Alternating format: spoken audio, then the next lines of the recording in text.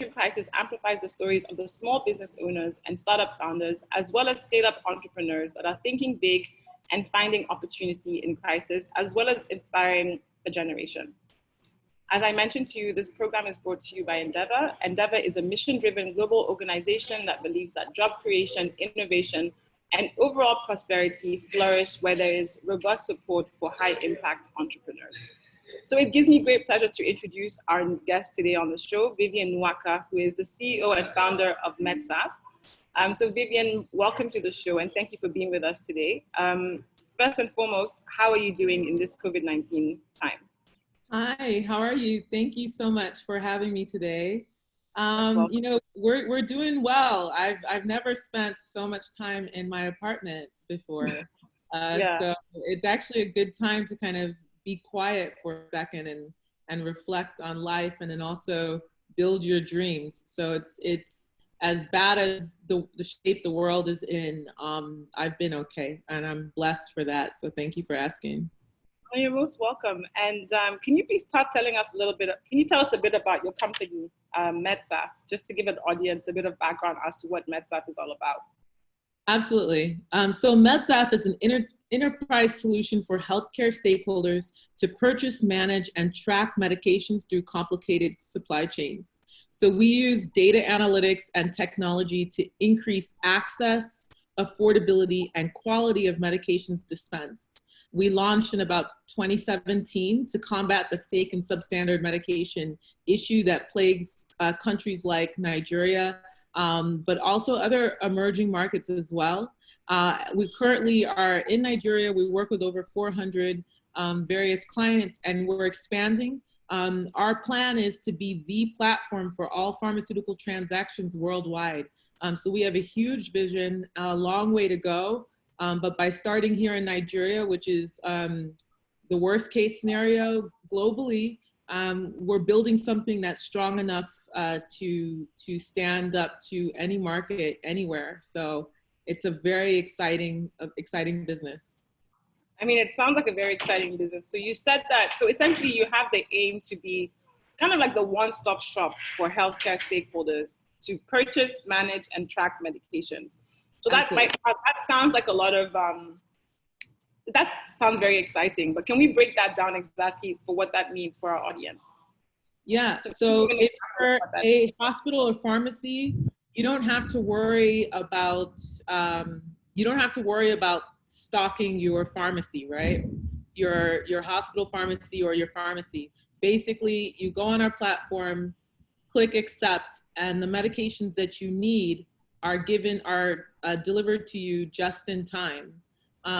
For manufacturers, for other suppliers that would use the Medsaf platform, they would be connected to off-takers, quality hospitals and pharmacies, so they can make sure that they get their goods to those hospitals and pharmacies exactly when they need it. So it's just about a seamless platform that can plug into all stakeholders. So other suppliers, hospitals, pharmacies, governments, NGOs, everybody can use one platform where there's transparency on the movement of medication from point A to point B. Mm-hmm. Fantastic.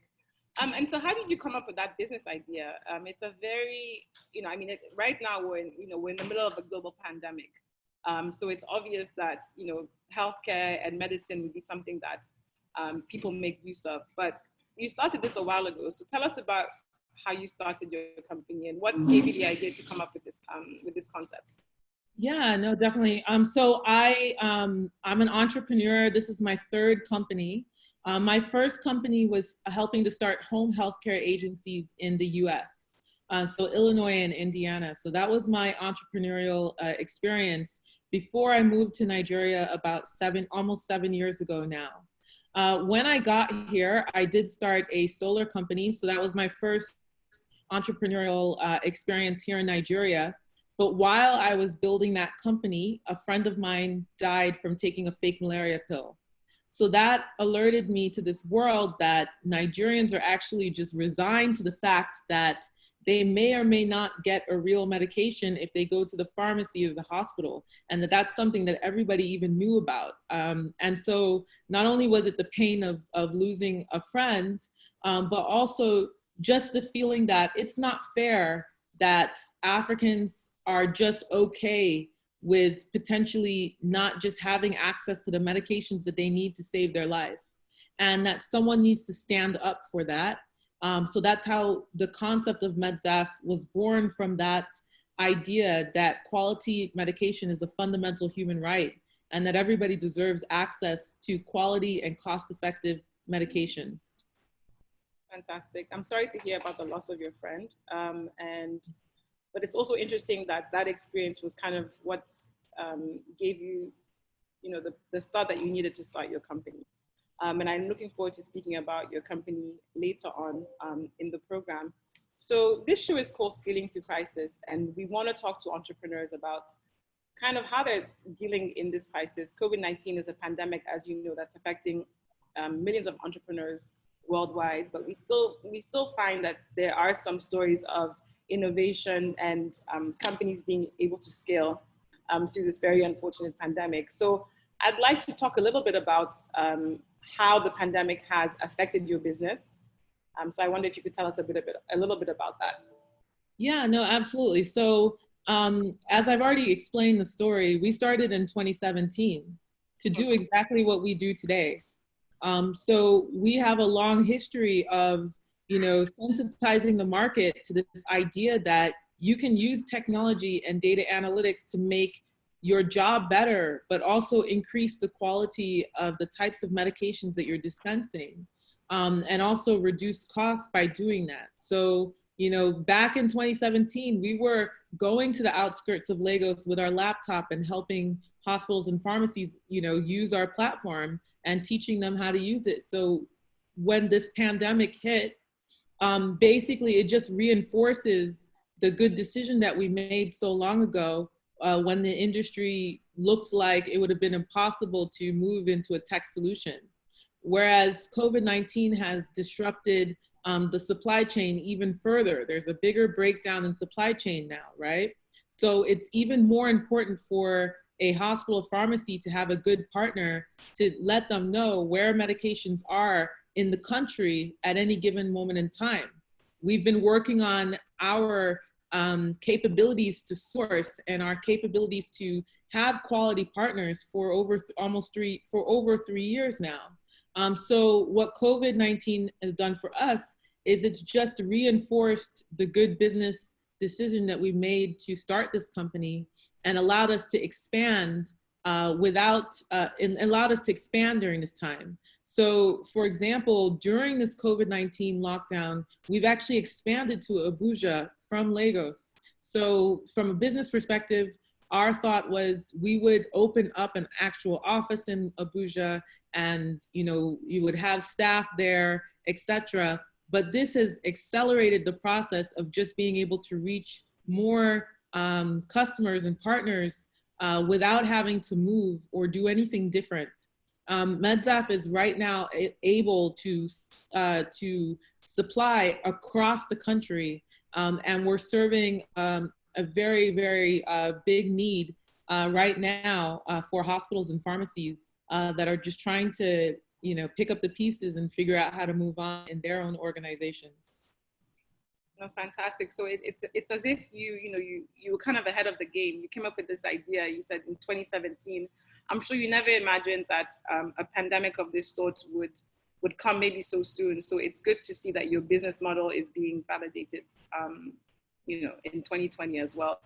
So I'd like to talk to you a little bit about leadership in crisis. As a CEO and founder of Medsaf, I'm sure that there's a lot of things that you have to deal with on a regular basis. And I'm sure that the COVID-19 has probably expedited or heightened some of the issues that entrepreneurs deal with on a daily basis. So how would you say that you've had to lead differently in this time? I wouldn't say I've had to lead differently. I've always been a forward thinker, and I've always had checks and balances in almost everything that I do. For worst case scenarios, I guess that's just how my brain works. I'll put little traps for any type of issues that come up. But also, when I do something, I'm very sure of why I'm doing it. So the fact that Medsaf was already a tech platform we already had migrated all of our processes onto a platform where that was tech enabled, allowed us to actually, you know, have our company go halfway remote without having to change or do or learn anything new, right? So we, you know, the decision to close down the office partially, we are an essential business, so we could have stayed open with everyone going to work, but, you know, my goal was just to make sure that everyone was safe as possible and to only have crucial employees in our office.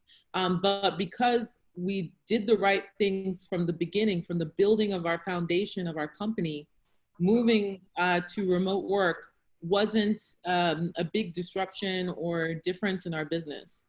So we've pretty much carried on, you know, just as we have from before. We've just been expanded into working in maybe product lines that we wouldn't necessarily have put so much focus on, such as we've always sold masks, for example. We've always sold N95 masks or 3-ply masks. But now that, you know, when COVID hit, we had to make sure that we had large, cost-effective supplies of PPE, right? So that's just an example. But we've always sold all of those things.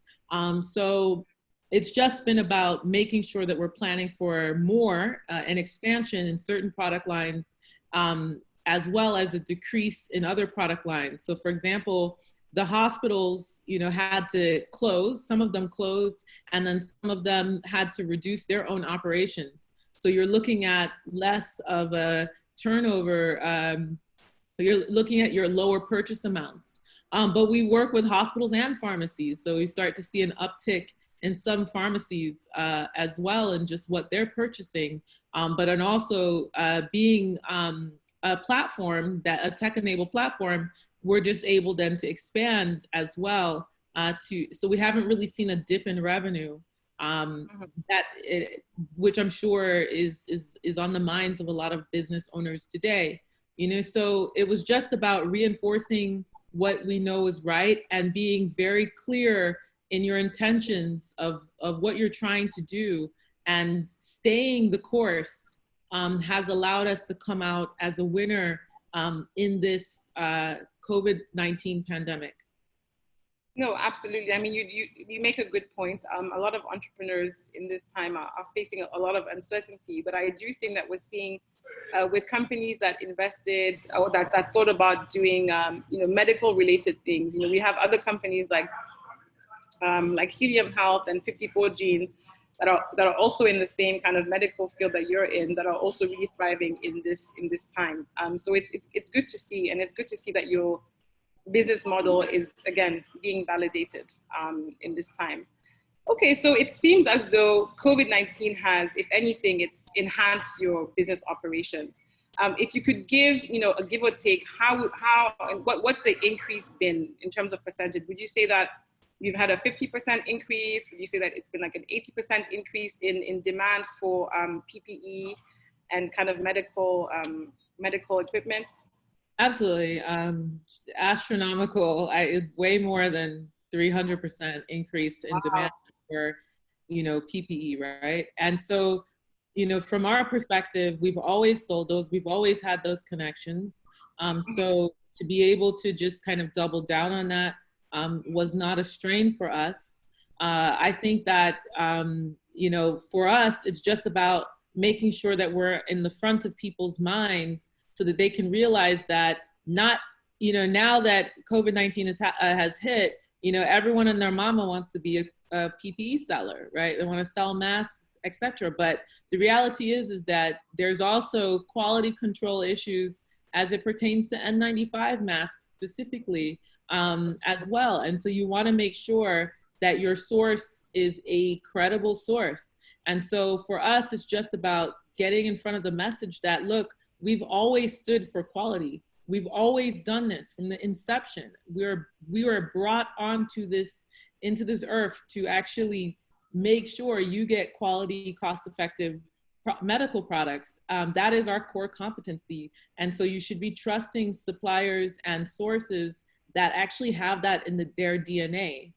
So for us, it's just been about trying to get in front of the message that you shouldn't be buying, the gloves or masks that you would use as a health worker from just some random person on the street just because everybody has decided to start selling those. Yeah. Absolutely. So it's kind of about quality control, and I know, and I'm sure that we'll have a lot of questions surrounding, what works and what doesn't, because I know that there's been a lot of, interesting kind of information around the proper use for PPE, how you should wear your mask, how you shouldn't.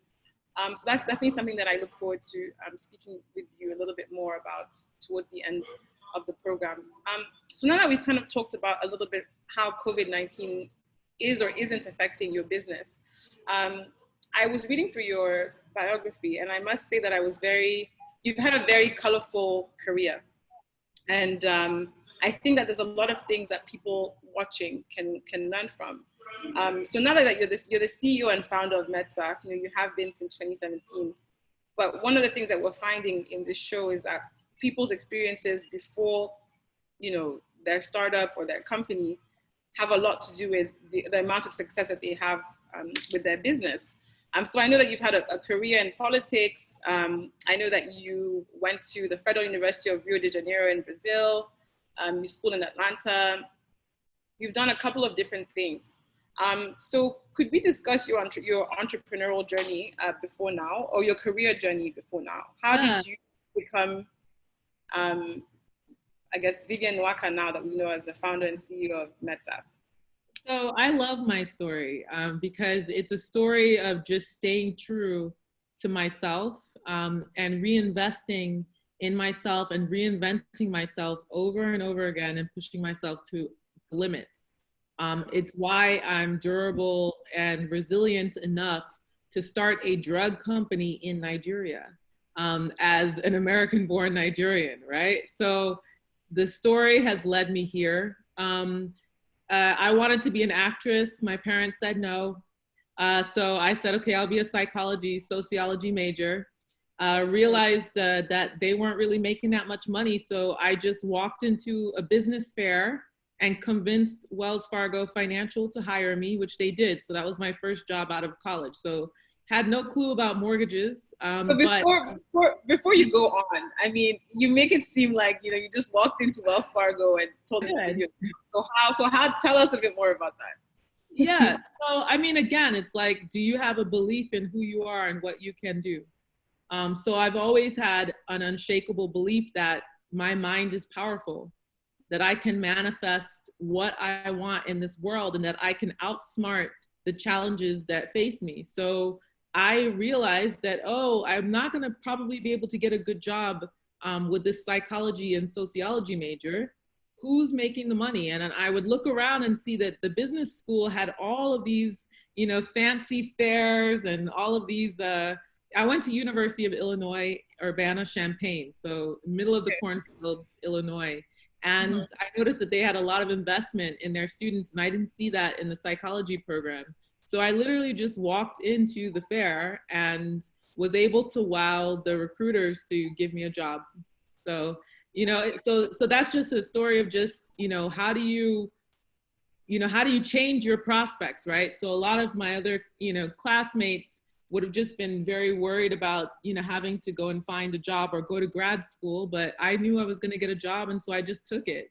So that's exactly what happened.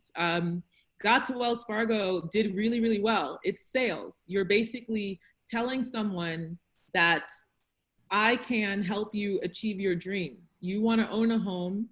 You want to refinance your home. Why do you want to do it? And so Wells Fargo was a great school for me to learn just how to really dig deep into the psyche of someone that's purchasing something and how to sell something to make them, to inspire them, right? So in the US, we're talking about mortgages that are $200, $300, $1 million worth of mortgages.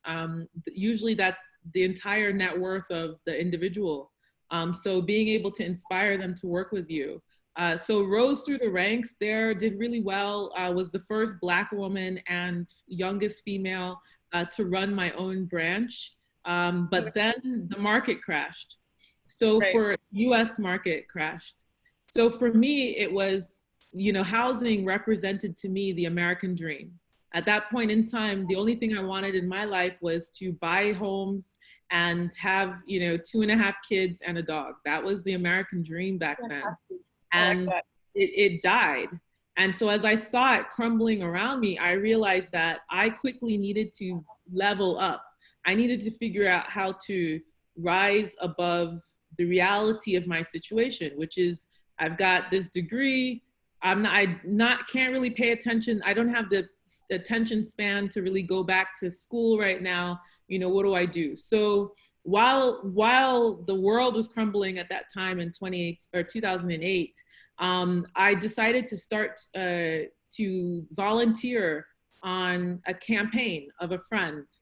He's the first Nigerian American to run for alderman in Chicago. And so I wanted to pass out flyers. But again, I quickly saw opportunity. I saw places where I could shine and where I could be very helpful. And so as I spent more time volunteering on that campaign, I just took on more and more responsibilities until I was running the campaign. We were backed by the DNC, so we got Obama's platform of how he actually won his election. We got that software. We had the AFSCME, Chicago Teachers Union, endorse us. It was probably one of the most exciting experiences in my life. And I learned how to count the votes. There's two things I learned that I actually incorporate in Medsaf daily. One is counting the votes. I was a theater kid. I can write, love to write books when I retire. I am an artistic person. And so I had to train my brain to think in numbers in a way that I didn't ever think about things, because you had to count the votes. You had to know on how many blocks of this city, do you have positive votes? And so I learned that, got help with that from the DNC, which was very helpful for us. The Democratic National Committee, they sent people to come and help us. So that was great learning. But then also, how do you inspire people to go in the middle of a freezing cold Chicago winter to knock on doors for you? We are living in Nigeria right now. Chicago in its best glory of winter is like -30 wind chill. Absolutely. So I'm a Chicago girl, we live that, right? But how do you inspire other people to go out on your behalf and get them to be so inspired by what you're doing that they, for free, do this work for you? So that was my role. That's what I did. So again, it's, just learning how to get people to back what you want. So if you think about Medsaf, we say quality medication is a fundamental human right. That is a campaign slogan, right? Every single person can get behind this concept that you and I should have access to quality medication. And so that's an example of learning, building a campaign, et cetera. Also, we raised a lot of money. So, all of these things were great experiences. So after that, especially, the markets crashed. And at this point, I'm thinking to myself, there's no way that I can go back to a corporate setting. Like, I just don't, I don't know how that's going to work, Meanwhile, after the campaign, we lost by 100 votes. So we were the front runner of that campaign against the machine, the dailies in Chicago, have been in power for 50, 60 years plus. So we lost against them, but young, unknown people rise to the top. So that was my legacy there. And I started traveling around the world. So this is another thing that Nigerian parents aren't always happy with. I started backpacking.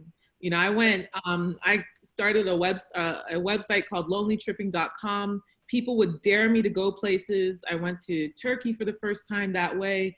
Bangkok on $100, that was a dare, and so I went to go and also see the world and learn about various cultures and how people are solving problems in their cities.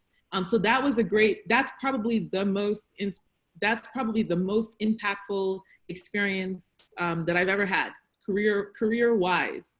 To be able to put yourself in someone else's shoes and see how they live and understand how they solve problems and adapt it to your own, challenges and or, build on that. That was the most helpful thing I've ever done in my life. So for all the backpackers out there, you'll probably look at them and realize that they end up being the successful entrepreneurs of today.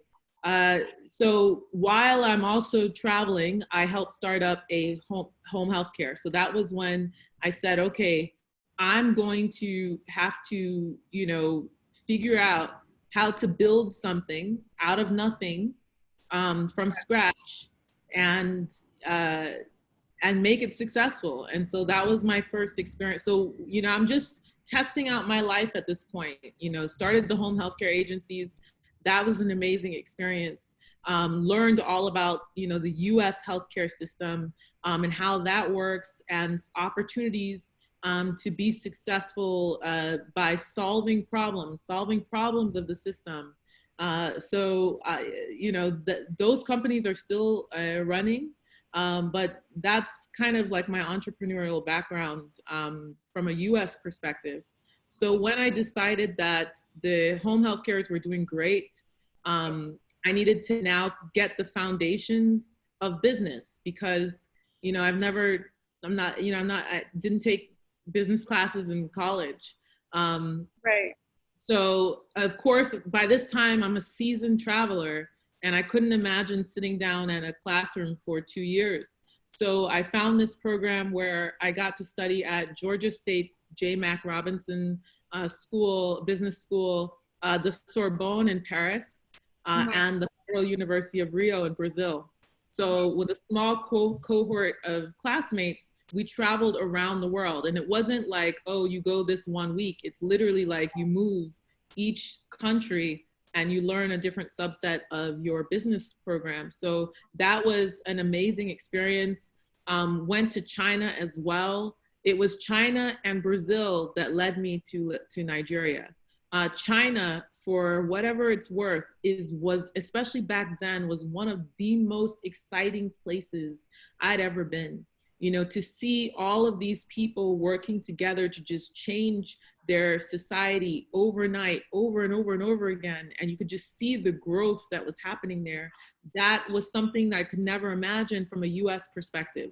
Same thing with Brazil. This is before the Olympics. This is before the World Cup there. This is right before. So the excitement of Brazilians at that point in time, that their life would all change, that they would, become a stronger superpower of a country, was intoxicating. I wanted to be part of that type of story of massive growth.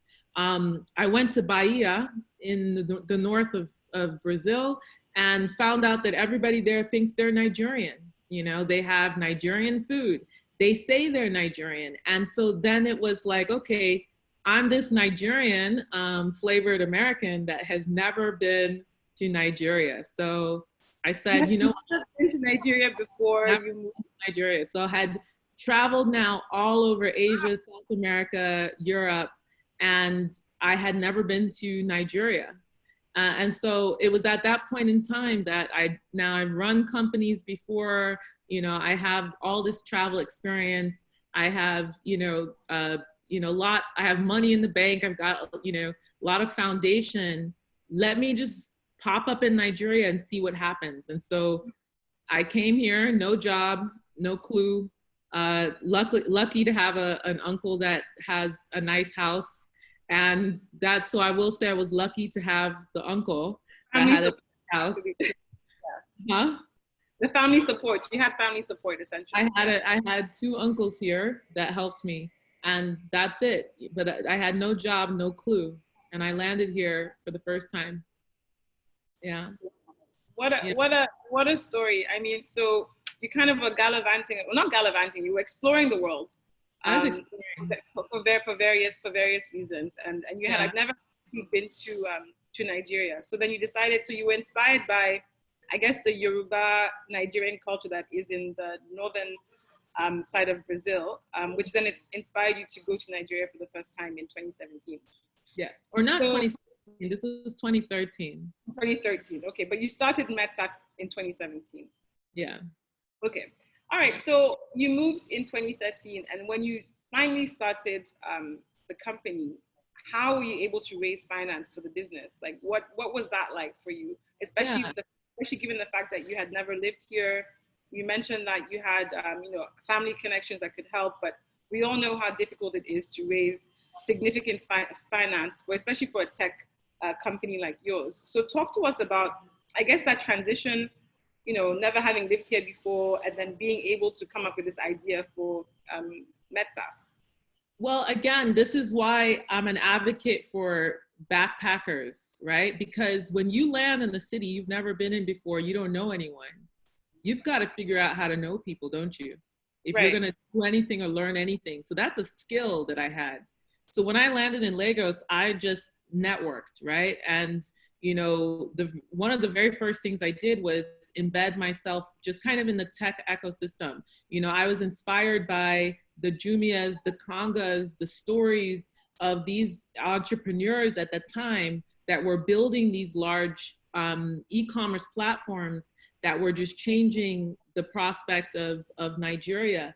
So those were very inspirational stories to me at that time. And it clicked to me that technology is going to be the way that Nigeria can transform and be a China or be a Brazil, that it would need the help of technology to leapfrog over, older antiquated infrastructure and systems to create something brand new, that there needed to be a massive level of disruption across Nigeria's various industries for there to be success here. And so I very early on wanted to be part of that story. How do I bring disruption to Nigeria in a way that improves people's lives? So as I was traveling, I was meeting people who had left their own home countries, came to a new country, and created success out of nothing. And so I wanted to do that here for the African, in the African perspective. So it was embedding myself into the tech system, meeting people, networking, building that first company where I didn't raise money for the first company, the solar company. But creating a reputation where I'm doing really good work. I remember Bastian Goddard of Aroko TV is one of our investors, one of the founders of Aroko TV. And I remember, going to his, facility and doing an energy survey, because we wanted to see if solar could be put on their rooftop, right? So I'm building these relationships in the ecosystem using my business. And those were the first types of people that I went to after I started Medsaf, right? So people who respected me and knew my work with the first company, Green Tech, those were my initial investors. So, my partner, who is an ex-oil and gas executive, some of the other startups like Aroko TV, these are all connections I had made during that time. I also made a very important decision that I did not want to raise money from family and friends. I wanted to find people who I could inspire to invest in me and Medsaf that were successful in their field. So, we got money from Silicon Valley, from angels, some angels who'd never invested before, invested in me in Nigeria, and they live in San Francisco, New York, some Nigerians here. So, I was able to just kind of pick the types of people that I thought would be important for me to learn from, or I admire them. Those were our original investors, or our original angel investors. And that's how we raised money, was by just being very strategic of who we went to go and speak to and inspire them to give us money. And so there's one point I want to make there too, which is that we've raised over $1.4 million, and we're currently in another raise right now. And so I think the hardest thing for people, new entrepreneurs, but also, you know, definitely women who are underrepresented, is just learning the language of raising money. It's daunting, right? So when you're raising money just from family or friends, you might not get the questions, the hard questions that will force you to really reevaluate your company over and over and over again. So by going to strangers, some of them strangers, and getting them to give me money, it was literally me having to really come correct with, you know, the business plan, the vision, the future, and the numbers of the business in order for them to feel comfortable enough to give us money. I mean, I think that's a really great point that you make, because typically a lot of people say that they get their first investment from their family, you know, or their friends. And I like that you say that you wanted to make sure that your concept was so valid that outsiders would buy into it, but not just buy into it, but believe in it and in you as well. So I like the fact that you said you wanted them to invest in you and invest in the company. So because a lot of stories that you hear like, my mom gave me this amount of money, or my dad gave me this amount of money. So I like the fact that that was something that was important to you from the beginning. That's really, really great. And in terms of being a woman in tech, you know, I always have it's always interesting kind of having this conversation with women, because I'm not one that likes to point out that women are women, you know, but you are a woman, and affected your experience in the tech field. Yeah. So yeah, I mean, I think I have. So actually, I gave an interview yesterday, and you know, we talked about this too. I think it's a really important topic. You know, I said I'm going to. So you look at yourself and you think about your weaknesses, and you know, sometimes you might feel discouraged by things that you perceive to be challenges, but that's not how my brain works. So I know that I have weaknesses and I know that I have strengths. So how am I going to use the strengths that I have to overcome the clear challenges to a woman being successful in this business? So for example, just one good example of how we would overcome that, you know, me, my co-founder Topwe, she's also a pretty girl. You know, we would take our nice shiny box of Medsaf medications, you know, to these hospitals and pharmacies, and they would look at us and in such surprise, because they're used to, you know, getting a dirty box of medications from the market. You know, there's no thought about packaging, there's no thought about presentation. But as women, we know, you know, how to do those things, how to package something, how to make something look really nice and pretty. And so we wove that kind of feminine touch into, you know, just how we presented our company to clients, right? So that's just an example of how we're doubling down on the fact that we're women to get people to overcome their potential reservations of working with us, and even push us above you know, other contenders who just have maybe a box of medications that's a decent price. Well, we have, you know, the whole package. So that's just an example of where we just said, yeah, we're women, oh well. So we're gonna also get this money too. And we're also gonna do something good, and we're gonna succeed, and we're gonna excel, and that's not gonna take us out, you know? So I look at it that way. I know it's hard, you know? I have been told, especially there was a Nigerian investor who said to me, like, he tried to make some type of analysis of me and his wife, and the you know, the end result was that basically my company isn't going to be successful because I'm a woman. That's pretty much what he said. You know, I can't remember the specific words. And yeah, that hurt my feelings, you know, like definitely, you know, when you're trying to go and talk to an investor and they're seeing you being a woman as a discount, it can be hurtful, but you pick yourself back up and you keep going. And so as a woman, there are obstacles. So you just need to over exceed on, you know, on your objectives. If a typical guy can talk to 10 investors, well, I'm going to talk to 50 investors. right? So that's just the type of mindset that you have to have, and then not take things personal. Because let me tell you, that man who kind of made me feel bad because I was a woman, I promise you, he wished he had invested in Medsaf back then, right now. You know what I mean? So, oh well, you made that mistake. That was your call. Next time, you're gonna think about a woman, you're gonna say, oh, she might be like Vivian, so I'll invest. So we're all pioneers, we're blazing the trail, we're women, it doesn't stop us. Co-founder, she had a baby last year, she's back to work, we're all working from homes, great for her, right? Like, so we're gonna adjust. It doesn't stop us from being successful just because we have family and we're women. I like that approach. I mean, I think we all know that the world is not an equal place yet. And women face so many, issues in and out of the workplace.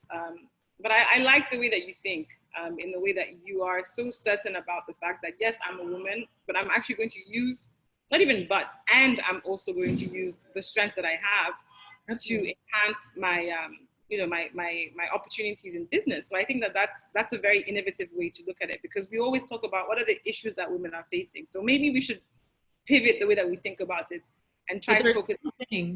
Never give up your power, right? So I have never, ever given up my power as a human being.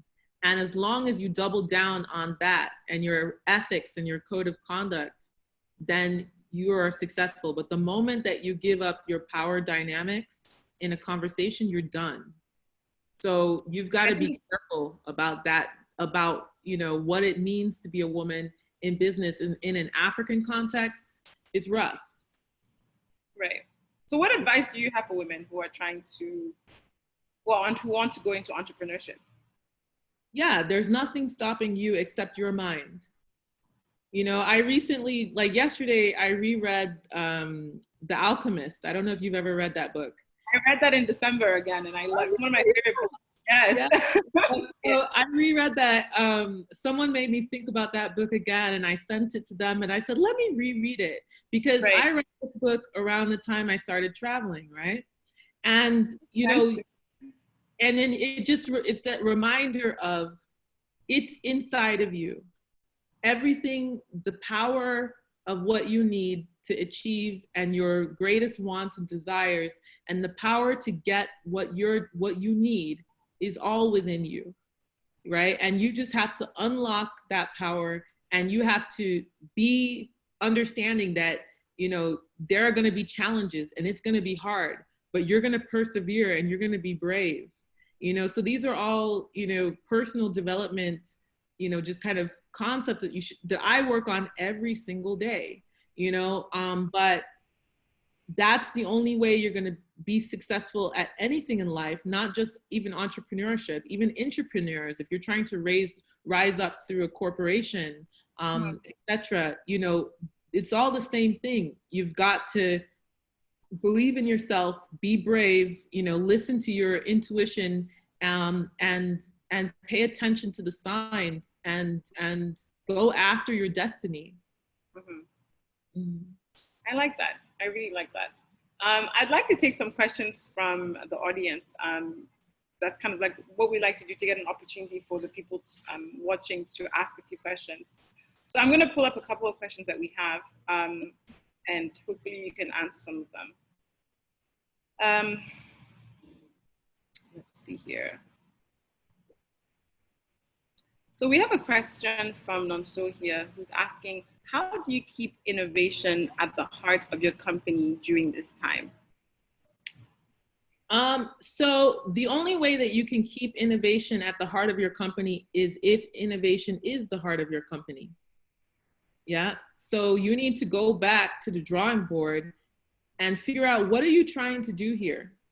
So for Medsaf, before we started, we spent a lot of time just understanding the problem, like really figuring out, like immersing ourselves into the problem itself to understand what it is. And then what's the solution? And is this solution so good that people are going to want to jump on it and pay money for it, right? So you really have to understand what it is that you're trying to do, and how it's helpful, and how you're going to monetize it, and how are you going to use innovation to always keep yourself ahead of the curve when you even start the company? So that during a time of COVID-19, it's already in your DNA to innovate, right?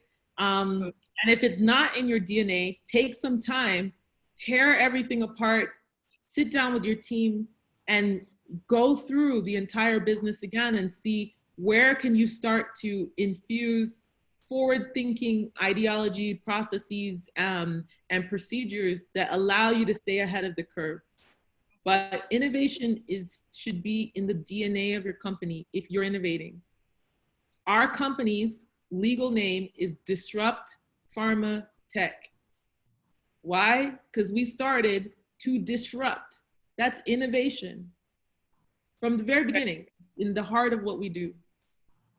Fantastic. So there you go on innovation. So Beatrice is asking here, you seem like a very confident person. Have you always been this way? And do you have any advice for being confident as a young woman? No, I am not always a confident person, especially when it comes to men. You know, so there's many areas of my life where I'm not confident, right? You know, but so for me, it was about finding my passion. Like, what am I actually passionate about? What am I good at? What am I bad at? And how do I work on it every single day?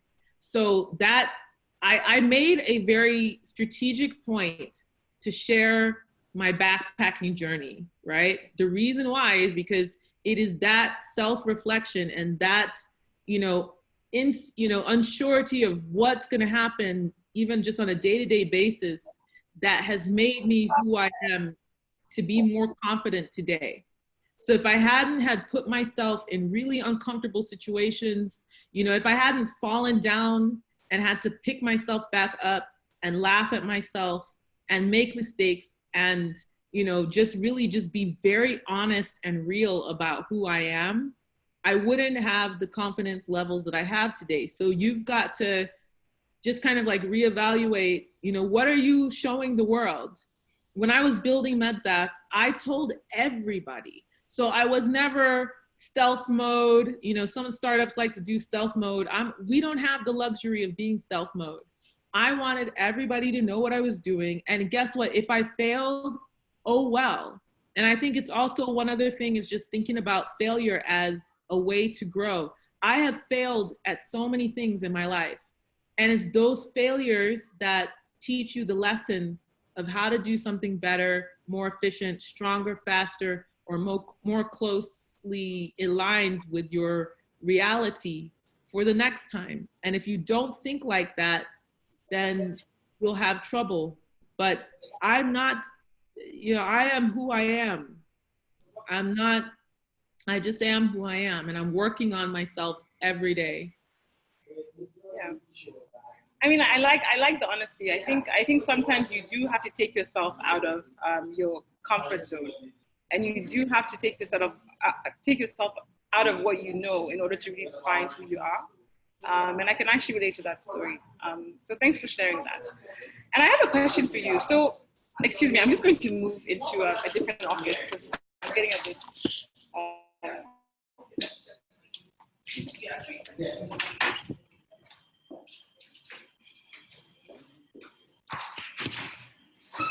Sorry about that, guys. We just resumed coming back into the office today, so it's just a little bit hectic. So please accept my apologies for that. I wanted to find out. Gloves. Do you need? Yeah. No, I have my mask. It's over there, but I don't know. Well, yeah, it's a live show, so let's just keep it moving. Yeah. So I wanted to find out from you. Do you believe that women can have it all? So you seem to be a very accomplished young woman. You have founded a company. You've been able to raise finance. You seem to be someone who has understood the true meaning of life, in the sense that you seem to have understood what it means to be successful in your work life, but it also seems like you've done the work within yourself to be the best version of yourself. That's kind of what I get from speaking to you. Okay. Yeah. So do you believe that women can have it all? Can we have, the Fortune 500 company and the family and the husband and are we able? Can women have it all? Essentially, that's my question. Yes, but what is your all? What does your all look like? So for me, my all is definitely going to include building my own family, but that's happening, it has to happen a little bit later than I would have wanted to, right? To kind of get where I am today. But nothing will stop me from being 40, 45 years old with little kids running around. Um, and that's in my trajectory. I don't feel any sense of loss for not having children in my 30s or in my mid 30s now, right? So, I feel that I will find the partner who will accept me for who I am and be able to build the family that I want and have the company at the place where I need it to be. But my all is going to look different from someone else's all, right? And so I think it's more about figuring out deep inside, what is your all? What's your destiny? What's your goal in life? And if family is part of that, how can you make your destiny match with, with all of the pieces that need to be in place for you to actually reach your self-actualization as a human being? And so I think we're all striving to find that balance, as people, and that's our life journey. That's the path that we're on, is to figure that out. So my all doesn't look like it would have potentially looked like when I was 20, but that's okay. It's my own journey too. So yeah, I mean, I think, yes, you can have it all, but having it all is having every single component of what you want in the world automatically means compromise. So what are the compromises that you're willing to make to reach your goals? So that's a very personal decision, but I will have it all and will have it all. Yeah. Absolutely. And that's it. Absolutely. I love that. Yeah. So we're getting to the end, a little bit to the end of the program. And I wanted to find out if there's anything that you'd like to share with our audience before we go. How can people get in touch with Medsaf? How can people, if they need your services, can you tell us a bit about how we can get in touch with you? Yeah, absolutely. So you can email me at contact@medsaf.com. So that's contact@medsaf.com. We work with many of the largest hospitals and pharmacies in Lagos and Abuja, for example. And we're starting to expand outside of those two cities. So if you work with a hospital, if you know of people who work within a hospital or pharmacy setting that might need a second look at their procurement of medications, I am happy to talk to them. If you're a corporation or an NGO and you're looking for PPE, so, masks and gloves and, hand sanitizers, all those things, we have that as well. We've leveraged really great prices in the market. So, we're continuously a supply for all of your needs as it pertains to medications, consumables, but also now PPE as well. Yeah. Fantastic. It's been really interesting speaking to you. I mean, from talking about your journey before in politics, how you ran the campaign, to your university, to the backpacking that you've done all across the world, I think it shows that your varied experiences have kind of made you the person that you are today. And congratulations on building a company like Medsaf. I believe that it's going to be a company that, will probably outlive you.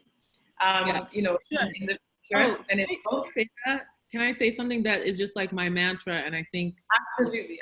more Africans need to think this way. When I started the company, I said, I am building an institution.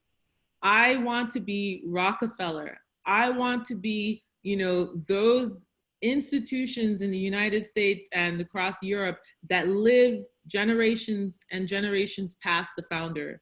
So when I started the company, I said, this is not my company. I did not start the company as Vivian's company. I started the company as the people's company. And if you have that mindset, it actually changes the type of decisions that you make, from the innovation, from, processes, from all the things that you think about when you actually start the company, if you start thinking about foundation, this foundation needs to last past me. I need to be able to come to a board meeting and say, hey guys, what happened? Great, good job. Going back to my kids now. So if I do that, then that's an institution, that's a legacy that lives past me.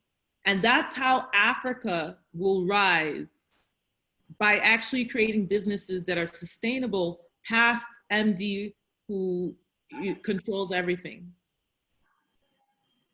Yeah, that's definitely some food for thought. I think essentially if we want to develop our countries, we're gonna have to have, like you said, 100 Rockefellers. You know, we have Dangote right now, but we're gonna need like thousands of those kind of companies to really thrive. So I'm glad that you are in that kind of mindset, and I look forward to celebrating Medsaf as a company that outlives you and is there forever. So yeah, it's been really a pleasure speaking with you today. I feel like I've learned a lot about your journey and also kind of your entrepreneurship journey. And we look forward to keeping in touch with you and also finding out about the great stuff that you guys are up to. It's great to see that you guys are doing well in COVID-19. So yeah, thank you so much for being a guest. Thank you so much for having me. You guys have a good day, okay? All right. You too. Have a good day. Take care. Bye. Hi, guys. Apologies about a slight interruption in today's show. As you know, a lot of people are getting back to work, so there's a bit of noise. So we'll definitely try to mitigate that for upcoming episodes. So again, you've been watching another episode of Scaling Through Crisis, which is brought to you by Business Day and Endeavor Nigeria. My name is Lele Valde, and I work with Business Day, and it's been a pleasure speaking with you guys. And I look forward to another episode of Scaling Through Crisis, which is happening on Thursday, the 6th of June. So please tune into that. Have a great day and have a great weekend, guys. And thank you again. Take care.